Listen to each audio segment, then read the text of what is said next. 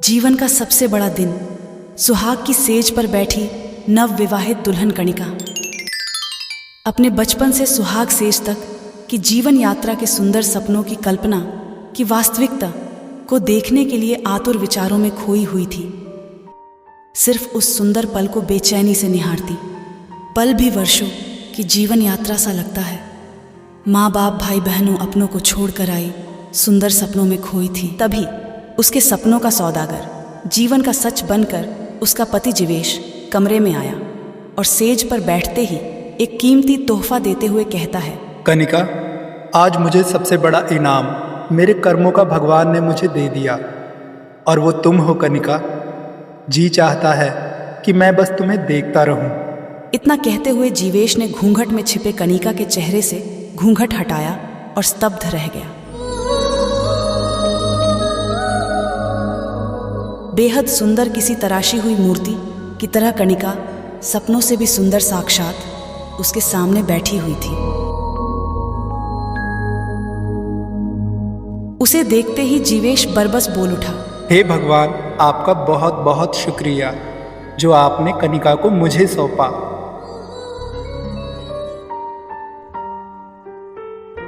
कनिका और जीवेश पूरी रात ढेर सारी बातें करते रहे। भविष्य की सुंदर योजनाएं बनाते हुए कब सुबह हो गई पता ही नहीं चला। जीवेश लगभग 15 दिन बाद अपने ऑफिस अपने काम पर गया तो सहकर्मियों ने उससे कनिका की आने की खुशी में पार्टी की मांग की। जीवेश ने भी अपने जीवन की सबसे बड़ी खुशी कनिका के लिए पार्टी का आयोजन कर ही डाला। ऑफिस के सभी सहकर्मी अधिकारियों को निमंत्रित किया। रात का खाना 8-9 बजे शुरू हुआ और पार्टी देर रात तक चलती रही। सर्वदमन जीवेश का उच्चाधिकारी था। वो कनिका के इर्द गिर्द ही रहता और मौके का लाभ उठाकर उससे बातें करता। सर्वदमन ने कनिका से कहा, कनिका, तुम्हारी शादी मैंने जीवेश से इसलिए नहीं कराई कि तुम मुझे याद ही न रखो, बल्कि मैंने इसलिए कराई कि हमारी तुम्हारी मुलाकात और संबंध चलते रहे। लेकिन तुम तो सब भूल कर धर्मपत्नी ही बन गई हो जीवेश की, जो मुझे बिल्कुल पसंद नहीं है। कनिका ने कहा, अगर इतना ही मुझसे प्यार करते हो तो क्यों मुझसे शादी करने से इनकार कर दिया? कनिका, तुम जो चाहे समझो, लेकिन तुम्हें जीना पड़ेगा मेरे ही लिए, ना कि जीवेश की धर्मपत्नी बनकर। कनिका को अच्छी तरह मालूम था कि सर्वदमन क्रूर और स्वार्थी इंसान है। वो उसके पिताजी को दिए लाखों रुपए उधार की भरपाई के ब्याज में उसके यौवन का प्यासा है और कुछ नहीं।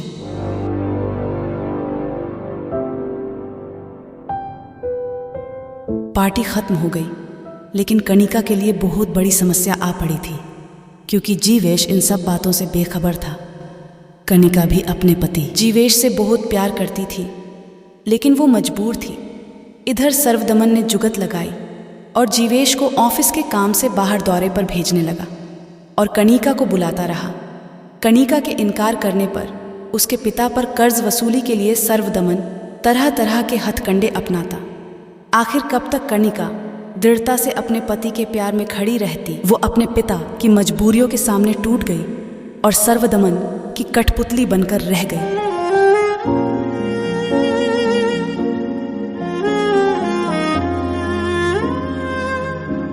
सर्वदमन अक्सर जीवेश को बेवजह बहाना बनाकर ऑफिस के कामों से हफ्तों के लिए जीवेश को बाहर भेज देता था और कनिका को बुलाता रहता।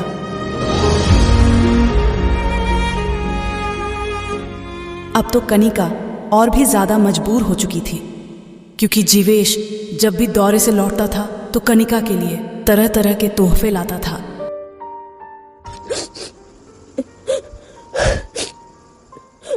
लेकिन वो कनिका के अंतर्मन की घुटन को नहीं समझ पाता था। कनिका भी उसे कुछ नहीं बता पाती थी और घुटती रहती थी। अपने पति की मासूमियत और उसके सच्चे प्यार को देखकर कनिका तड़प उठती। कनिका को हर दिन ये बात अंदर ही अंदर परेशान कर रही थी कि जब जीवेश को इस बात का पता चलेगा तो क्या जीवेश उसकी मजबूरियों को समझेगा, वो उसे माफ करेगा या नहीं।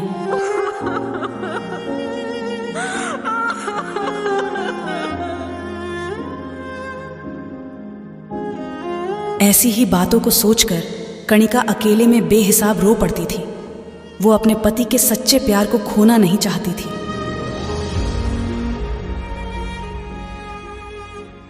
ऐसे ही कुछ दिन बीते। फिर एक दिन कणिका की बर्दाश्त की हद पार हो गई। उसने अपने अंदर की घुटन को अब खत्म करना ही ठीक समझा। कणिका ने मन ही मन सर्वदमन को जीवन से हटाने का फैसला कर लिया।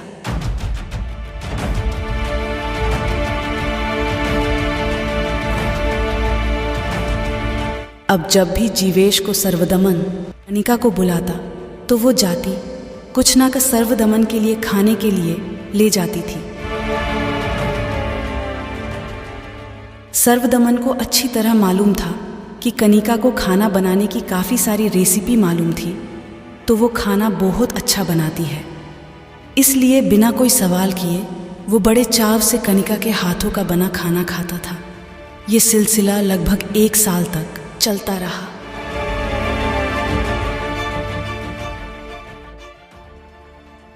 जीवेश जब भी लौट कर आता, उसके एक दिन बाद ही किसी न किसी बहाने सर्वदमन उसे बेवजह के काम के लिए बाहर का दौरा दे देता था। जीवेश इस बार दौरे से लौट कर आया तो 15 दिनों तक बाहर नहीं गया और ना ही सर्वदमन का कोई फोन आया। कणिका ने अपने पति को खुश देखकर ऐसे ही पूछ लिया, अब आपका बाहर का दौरा खत्म हो गया क्या? तभी जीवेश ने कहा, हाँ, सर्वदमन साहब की तबीयत बहुत खराब है और वो अस्पताल में भर्ती हैं। डॉक्टरों ने बहुत कोशिश की पता लगाने की कि सर्वदमन सर की बीमारी क्या है, लेकिन किसी भी जांच में कुछ मिला ही नहीं जिससे बीमारी का पता लग सके। तब तो तुम्हारे साहब को अस्पताल में देखने के लिए चलना चाहिए। पता नहीं कब दुनिया छोड़ दे वो। अरे शुभ शुभ बोलो कणिका, भगवान ना करे कि हमारे सर को कभी कुछ हो। अब चलो।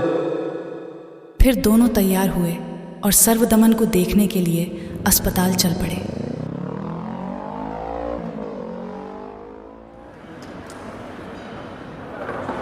अस्पताल पहुंचते ही अधमरे सर्वदमन ने कणिका से कहा, आओ कणिका, देखो मेरे कर्मों का हिसाब भगवान ने कर दिया।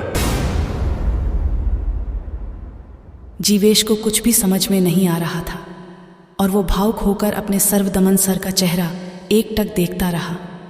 फिर थोड़ी देर बाद ड्यूटी कर रही नर्स से अपने साहब की तबीयत के बारे में पूछने के लिए जीवेश बाहर चला गया। अब उस कमरे में कणिका और सर्वदमन ही थे, तो सर्वदमन बोला, देख रही हो कणिका, मेरे कर्मों का फल। डॉक्टर भी पता नहीं कर पा रहे हैं कि मुझे क्या बीमारी है। मैं किसी अनजाने जहर से तिल तिल मर रहा हूं।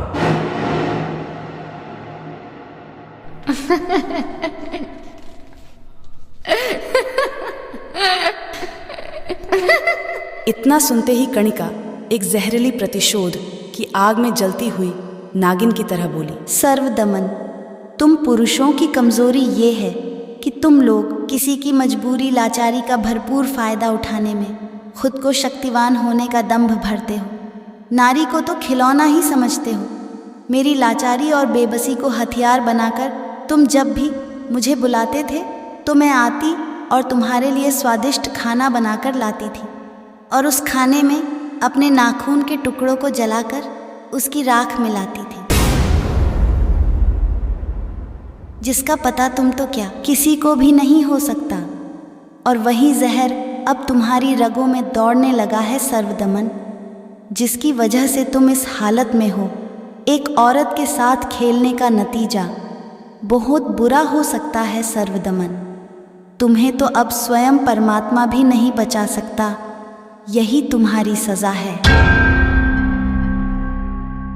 तुमने मेरे भोले भाले पति को मुझसे दूर भेजकर मुझे मजबूर किया। देखो, वो देवता आज भी तुम्हारे सलामती के लिए कितना परेशान है। चलो, अब मैं चलती हूँ। अब अगले जन्म का इंतज़ार करना।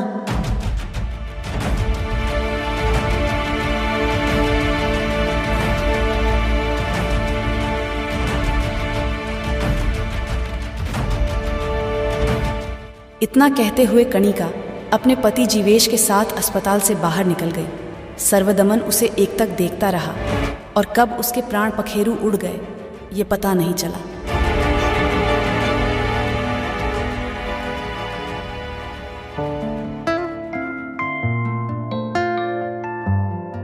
जीवेश अपने बड़े सर के देहांत की वजह से कुछ समय के लिए उदास था, लेकिन कणिका अब जिंदगी भर के लिए खुश थी।